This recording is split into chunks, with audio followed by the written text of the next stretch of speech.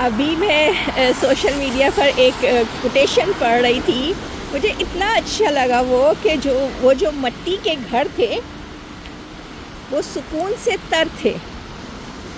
تو میں نے کہا چلیں آپ لوگوں سے اس ٹاپک پر بھی بات کی جائے کہ آج ہی جو ہے نا وہ DW پر جو ہے وہ ایک رپورٹ میں پڑھ رہی تھی کہ پاکستان میں 24 ملین افراد جو ہیں وہ ذہنی طور پر جو ہے وہ مشکلات کا شکار ہیں. تو میں نے یہ سوچا, میں نے کہا جب آج کے انسان نے اتنی ترقی کر لی ہے, اتنی آسائشیں لے لی ہیں, تو پھر یہ ذہنی تناؤ کیوں, کس وجہ سے جو ہے آج کا انسان پریشان ہے.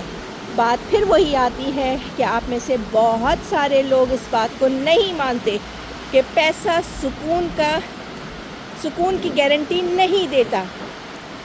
پیسے سے آپ پرسکون نیند نہیں خرید سکتے, پیسے سے آپ خوشیاں نہیں خرید سکتے.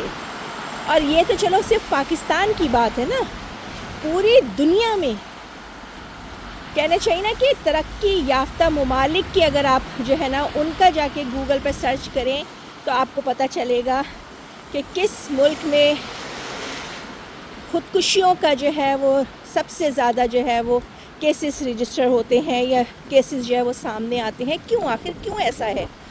تو اس کا چھوٹا سا جواب یہی ہے کہ انسان ناشکرا ہے.